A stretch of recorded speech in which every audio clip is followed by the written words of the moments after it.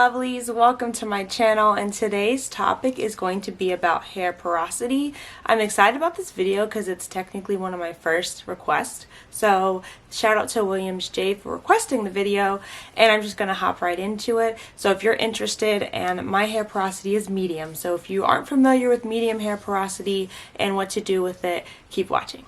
Okay, so to start out, what is porosity? So to sum it all up, porosity is basically just how well your hair absorbs as well as releases moisture or oils. Depending on which porosity your hair has, it's going to affect how much oil and moisture are retained as well as released from that outermost layer of your hair, which is called the cuticle. One of the coolest things that I have learned about porosity is that it's mainly genetics. So if your family tends to have low porosity hair or high porosity hair, that's likely going to be the hair type that you have. So it's not like you're doing anything wrong if you have a particular porosity and you don't love it. It just happens to be genetics. So with that being said, there's not really much you can do to change the hair porosity that you have. You just have to find what routines work best for you, and I don't really think there's much you can do to change it.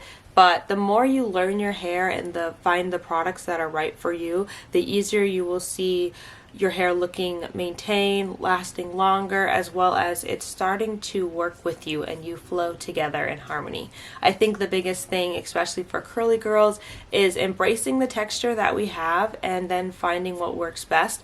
But the longer we fight our hair, the longer we struggle. Okay, this is my texture, these are things I should do, and these are things that I shouldn't do. Over the course of time, you realize that it gets easier to maintain your hair once you have found a good balance and good products that are helpful for you.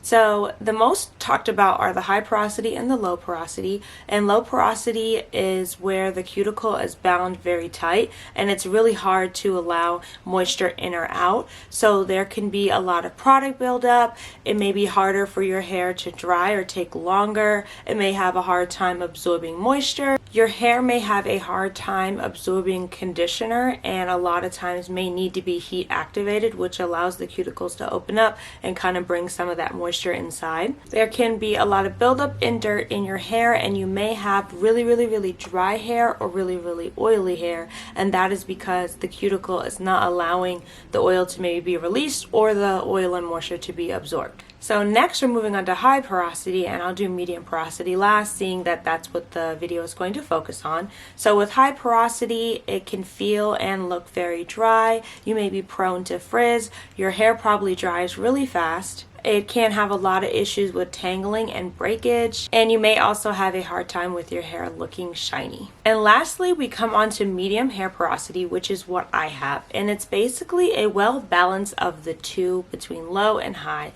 Another way to think about it is when you think of dry skin or oily skin, and then there's combination skin. So combination would be a good representation of medium porosity. So with combination skin as well as medium porosity hair, you can use both products. You tend to not really have dry hair or oily hair. You tend to see clear skin or clear hair, if you will. And so I'm going to show you what my hair looks like.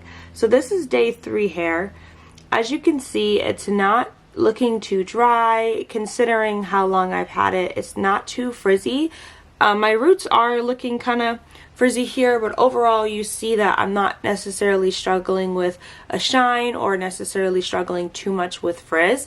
And so I find that it's a even balance as far as how I maintain my hair. So when you have medium porosity hair, you have the perfect balance of protein, so you don't necessarily have to add more protein to your hair routine. However, you can add more moisture with deep conditioning. I will say that if you miss a couple weeks of deep conditioning or any of that type of thing to build in that moisture, you're not going to really see too many negative results.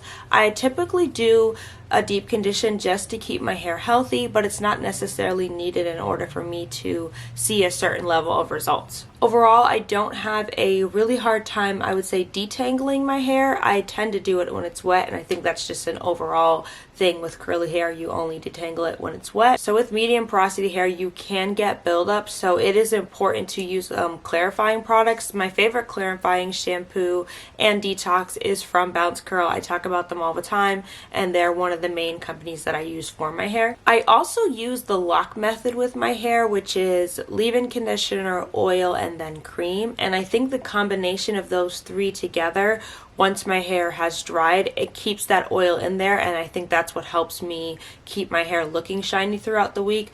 And I think just the combination of the three, the moisture mixed together, allows my curls to withstand several days and still look pretty healthy and still look not so frizzy. I do know that macadamia oil is supposed to be the best oil for medium porosity.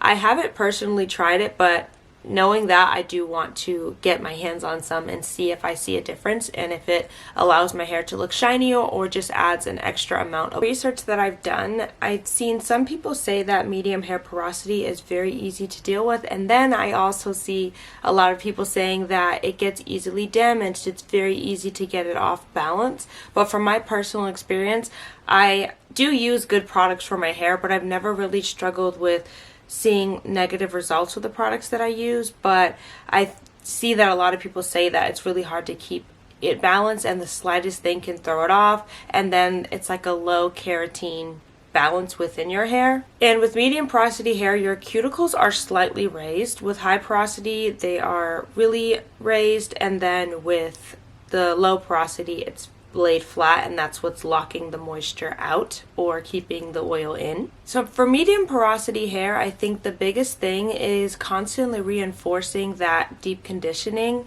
Your protein balance is fairly good, and I wouldn't really do too many protein treatments because that could throw off the balance.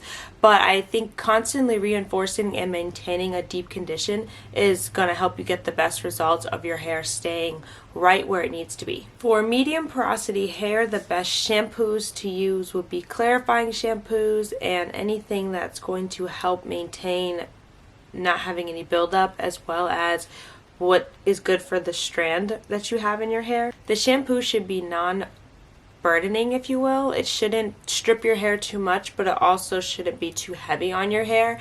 And then the conditioner I find best is to use a lightweight conditioner. The heavier the product, the more it can weigh down your hair, as well as block other moisture from coming in. So I use a either light conditioner or a middle range conditioner. I don't really use thick too much unless I'm doing like a deep condition, but I am rinsing that out. Using clean products is honestly going to be your best friend with curly hair in general, not just medium porosity, but using the silicone sulfate free shampoos and conditioners is going to be your best bet, and that's honestly for any curly hair texture from my understanding.